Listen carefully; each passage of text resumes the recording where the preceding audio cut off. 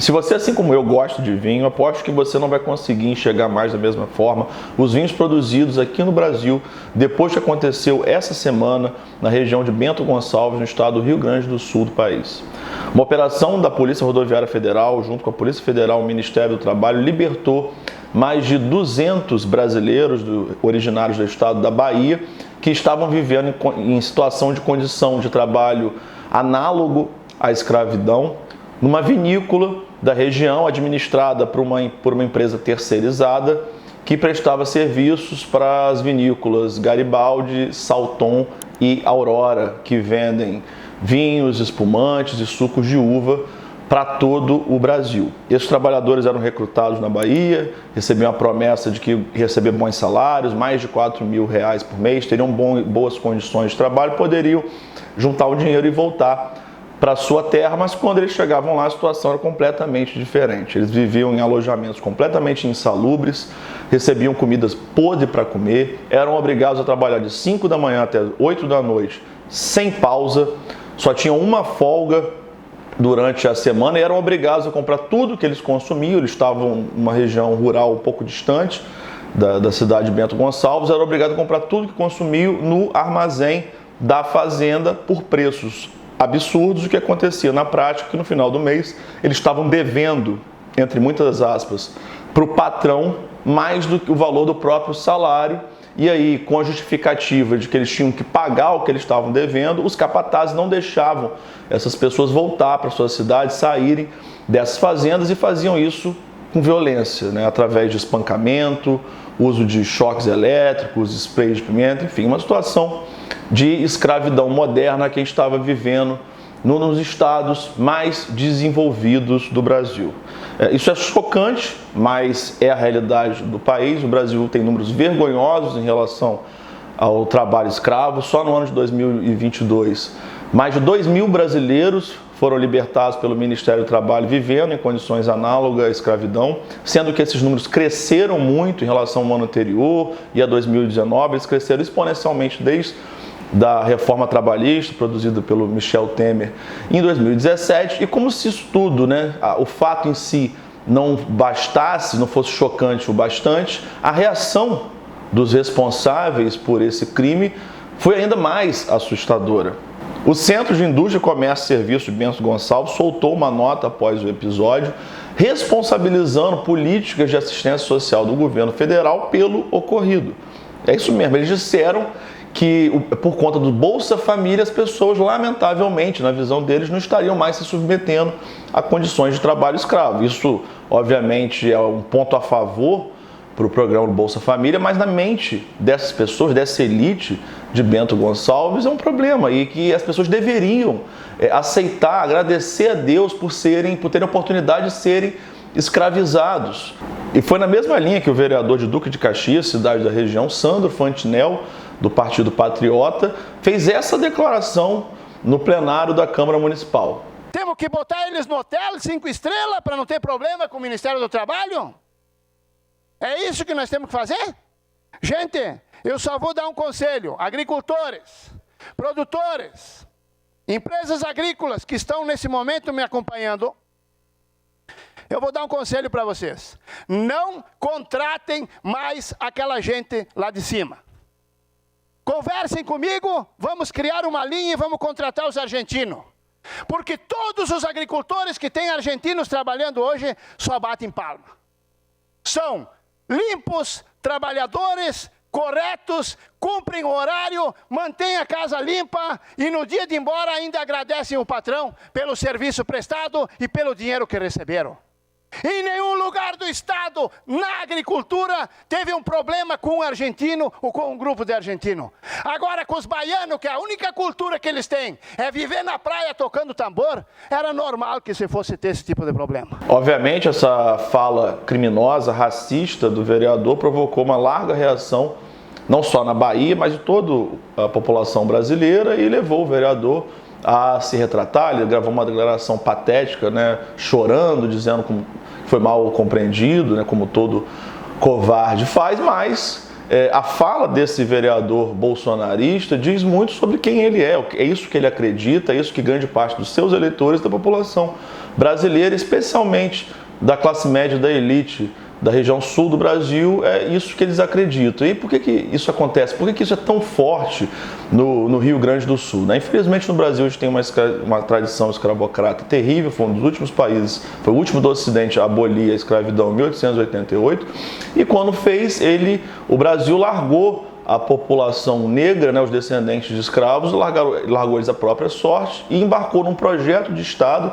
de embranquecimento da população, estimulando a imigração de europeus, né, que se concentraram bastante nessa região do país. Todo esse projeto nacional racista ele foi justificado a partir do final do século XIX e até os anos 40 pela eugenia, que é uma pseudociência utilizada para justificar práticas racistas na sociedade brasileira, mas que era muito forte, né?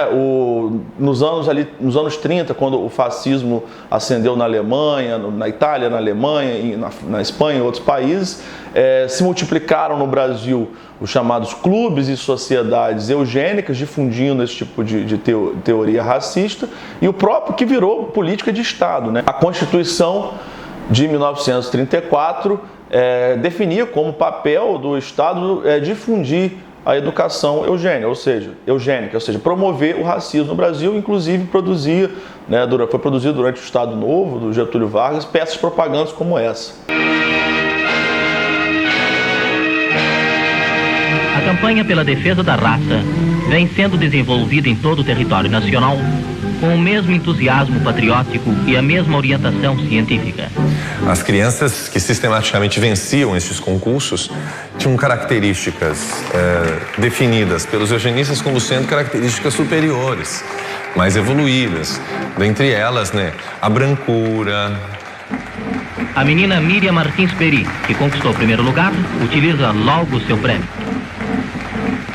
Esse tipo de pensamento era especialmente forte no sul do Brasil, com a concentração de imigrantes, né, imigrantes italianos e alemães que se misturaram um pouco com a população brasileira, continuavam falando suas próprias línguas e tinham vínculos políticos com os seus países, né? O Partido Nazista brasileiro foi o maior partido nazista fora da Alemanha. Isso deixou um legado terrível para a região. A gente tem muitas células neonazistas em Santa Catarina. A gente tem episódios como o de 2014, quando foi descoberta uma piscina com uma suástica nazista na propriedade de um professor, candidato pelo Partido Liberal, hoje presidente Bolsonaro, Valdeci Pugliese, né, que já tinha se declarado simpatizante de Hitler. A própria atual vice-governadora de Santa Catarina, a Daniela Cristina Rainer, ela é filha do Altair Rainer, que é um defensor, né, um negacionista do Holocausto. Ele passou muito tempo dizendo que o Holocausto não tinha acontecido, ele já deu várias demonstrações de simpatia pelo nazismo, né, já publicou foto na casa de Hitler. Essa fusão entre ideologia de extrema-direita, do nazifascismo e a tradição escravocrata brasileira, ela é muito forte ainda hoje no sul do Brasil, mas ela, especialmente nos anos 30, época do auge do fascismo na Europa, ela se difundiu por todo o Brasil, teve uma grande penetração na elite brasileira. E um filme que mostra muito bem isso que eu queria recomendar para vocês é um filme chamado Menino 23, do Belisário França, que foi lançado em 2016.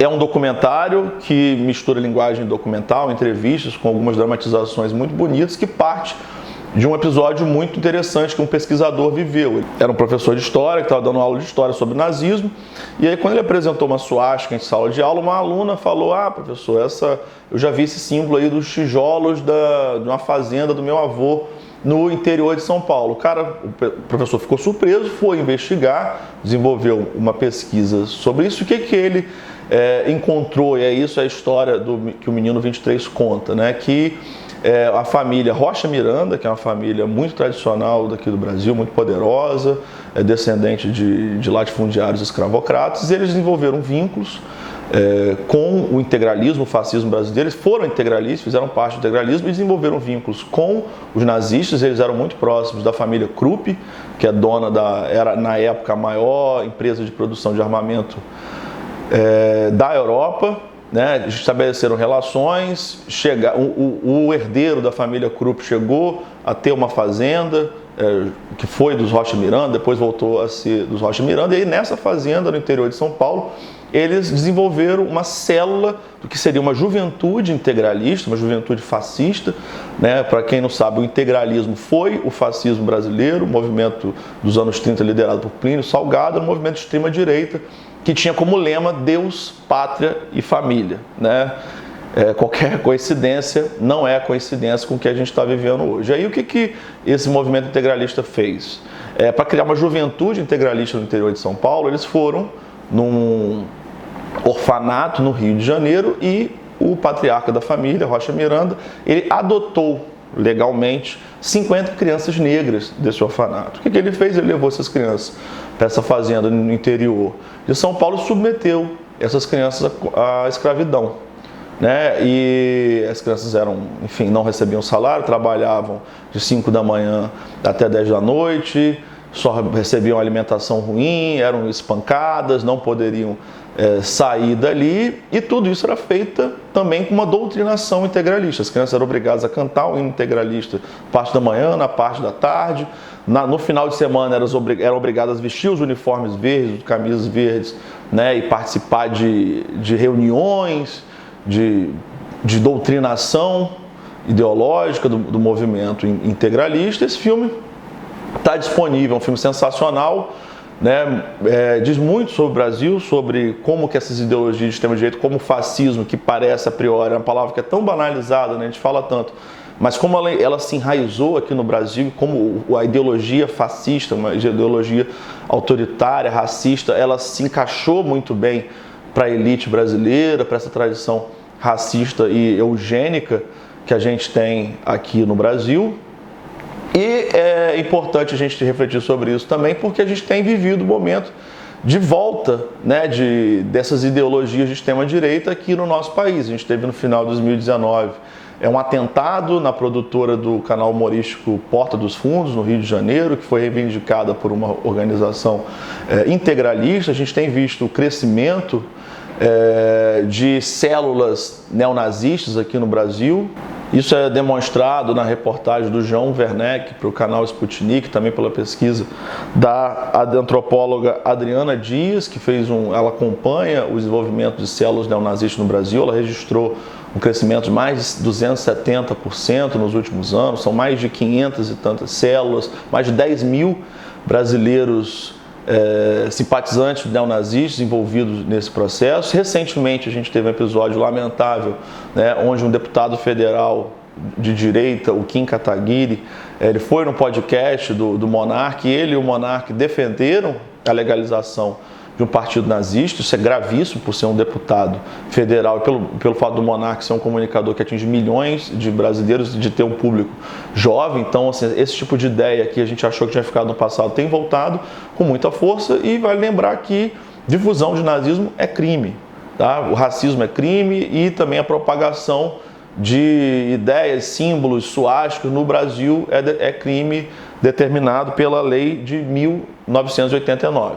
O que o Monark e o Kataguiri fizeram, né, foi justificar, defender a propagação de ideias nazistas por uma concepção de liberdade de expressão absoluta, que abarcaria tudo, só que isso não é permitido pela lei brasileira. Quem determinou isso foi o próprio STF, no julgamento de 2003 do caso do Elvanger, que era um negacionista do Holocausto, ídolo do pai da vice-governadora de Santa Catarina, né, que ele foi condenado no STF. Ele tinha entrado com habeas corpus, e a decisão do STF determinou que a liberdade de expressão não comporta a defesa do nazismo no Brasil. A defesa do nazismo é crime. Então, por isso que é tão importante a gente levar esse alerta, porque fascismo, neonazismo, tudo isso parece tão distante da gente, mas está muito próximo da nossa realidade, porque ela foi enraizado, essas ideologias nefastas chegaram no Brasil nos anos 30 e se enraizaram na nossa tradição